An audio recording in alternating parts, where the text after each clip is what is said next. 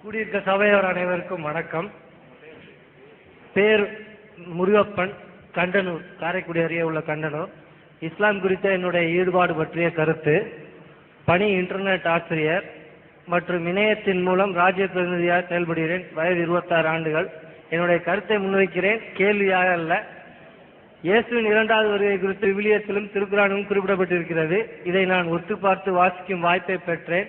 இயேசுவின் 2வது வருகையை நிறைவேற்றும் தேவ அமைப்பை முருகப்பனாகிய நான் பெற்றிருப்பதை இவ்வகையில் வெளிப்படுத்த விரும்புகிறேன். இது குறித்து கடந்த 3 ஆண்டுகளாக சர்வதேச அளவில் பல நாட்டு தலைவர்களிடையும் தூதர அளவில் இந்தியாவில் நேர்முகமாகவும் கடிதம் மூலமாகவும் இன்டர்நெட் மூலமாகவும் என் நிலையை எடுத்து கூறி வந்திருக்கிறேன். அதைத் தொடர்ந்து இன்று விஜய் டிவி வழியாக இஸ்லாம் ஒரு இனிய மார்க்கம் என்ற இந்த நிகழ்ச்சியின் வாயிலாக தேவவசனம் நிறைவேறும் விதமாக இயேசுவின் திரும்புதல் முருகப்பனாகிய என் மூலம் வெளிப்பட்டு நிறைவு பெற்றுள்ளது. திருக்குரான் தேவவசனத்திலிருந்து இது குறித்த மேற்கோள். பகுதி 3, அத்தியாயம் 3, வசனம் 49, பக்கம் 82. திருக்குரான் தமிழ் பதிப்பு, Haji Mohammed Jan literary and charitable trust, Chennai. அல்லாவின் கட்டளைப்படி இயேசு ஜீவ காற்றை ஊத ஒரு பறவை உயிருள்ள பறவையாகி அது அல்லாவின் நற்செய்தியை உலகெங்கும் அறிவிக்கும். இன்னொரு வசனம் திருக்குரான்ல தமிழ் பதிப்பிலிருந்து எடுத்தது. பகுதி 3, அத்தியாயம் 3, வசனம் 55, பக்கம் 83. இயேசுவே, தேவபிதாவுடனான உன்னுடைய 2ஆம் வருகை அல்லது இயேசுவின் திரும்புதல் என்பது என் கையில் உள்ளது. அது சமயம் நான் அல்லாவால் தேர்ந்தெடுக்கப்பட்ட பிரதிநிதி.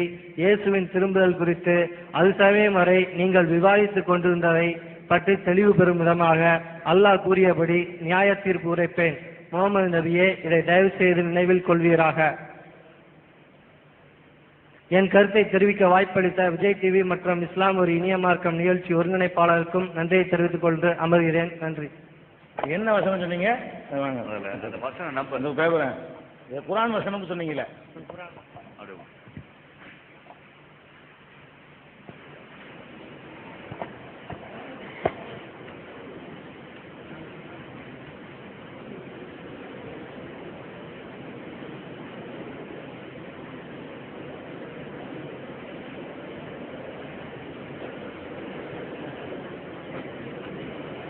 அதாவது ஒரு குர்ஆனுடைய வசனத்தை சுட்டி காட்டியிருக்கிறாரு. இயேசுடைய இன்னொரு வருகையை பற்றி பகுதி 3, அத்தியாயம் 3, அதில் தமிழ் பதிப்பு அப்படிலாம் போட்டு ஜான் ட்ரஸ்ட் அல்லாவின் கட்டளைப்படி ஜீவகாற்றை ஊதி ஒரு பறவை உயிருள்ள பறவையாகி அது அல்லாவின் நற்செய்தியை உலகெங்கும் அறிவிக்கும் அப்படின்னு குர்ஆன்ல இருப்பதா சொல்றாரு. குர்ஆன்ல அப்படி இல்லை. குர்ஆன்ல எது இருந்தாலும் எனக்கு தெரியும். நான் தான் குர்ஆன்ல வச்சிருக்கிறேன். நீங்க சொல்ற வசனத்தை இருக்கான்னு பாருங்க. அவர் சொன்னதுல அத்தியாயம் 3ல வசனம் 49ல உயிருள்ள ஒரு பறவையாகி அல்லாஹ் நீங்க சொன்ன அதே குர்ஆன் தான், அதே ஜான் ட்ரஸ்ட் தான். ஜான் ட்ரஸ்ட் எடுத்துவாங்க. ஜான் ட்ரஸ்ட்ல இது ஜான் ட்ரஸ்ட் எடுத்துவாங்க. அவர் சொன்ன ஜான் ட்ரஸ்ட் எடுத்துவாங்க. இது இல்லை. அதே மாதிரி இன்னொரு வசனம் சொல்லியிருந்தீங்க. எனவே தேவபிதாவுடன் ஆன உன்னுடைய 2ஆம் வருகை அல்லது இயேசுவின் திரும்புதல் என்பது என் கையில் உள்ளது. அது சமயம் நான் அல்லாஹ்வால் தேர்ந்தெடுக்கப்பட்ட பிரதிநிதி. இயேசுவின் திரும்புதல் குறித்து அது சமயம் வரை நீங்கள் விவாதித்துக் கொண்டிருந்ததை பற்றி தெளிவு வரும் விதமாக அல்லாஹ் கூறியபடி நியாய தீர்ப்பு உரைப்பேன் அப்படின்னு சொல்வதாக சொல்றீங்க. இப்படி ஒரு வசனமும் குர்ஆனில் இல்லை. குர்ஆனில் இருப்பதாக யாரோ எழுதுனதை வச்சு நீங்க சொல்லியிருக்கீங்க. குர்ஆனை நீங்க பார்த்து சொல்லல.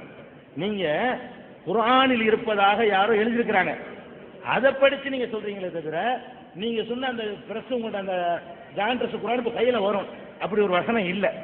அதனால அது யாரோ தவறாக குர்ஆன்ல இருப்பதாக சிலர் சொல்லுவாங்க.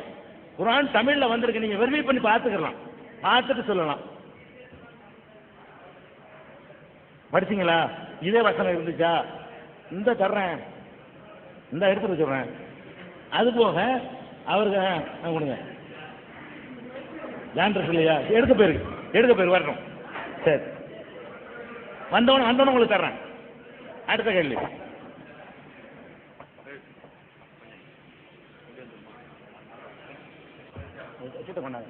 கடைசி அந்த குர்ஆன்ல இருக்கிற ஒரு சகோதரர் சொன்னார்ல, அவருக்கு சொல்லணும் இல்லையா? அதுக்காக தான் அவர் கேட்டாரு.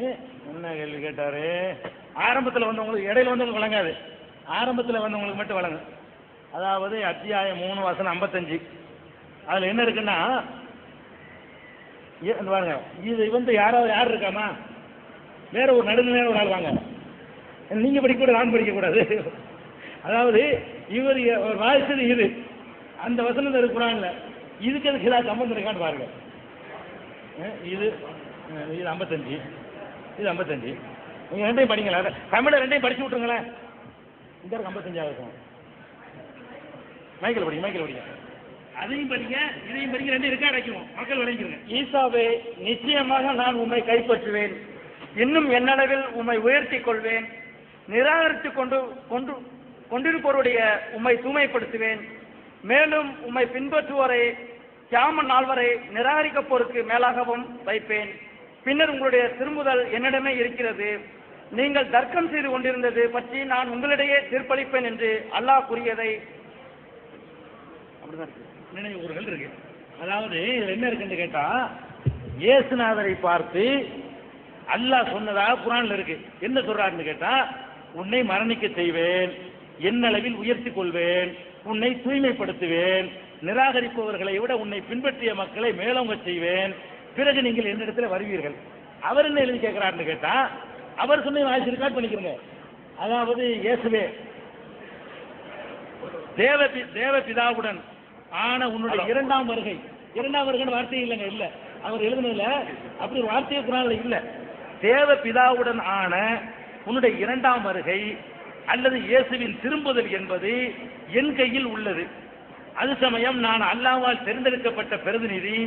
இயேசுவின் திரும்புதல் குறித்து அது சமயம் வரை நீங்கள் வாழ்த்துக் கொண்டிருந்ததை பற்றி தெளிவுபெறும் விதமாக அல்லாஹ் கூறியபடி நியாய தீர்ப்பு உரைப்பேன். இதுக்கு சம்பந்தம் இருக்கா?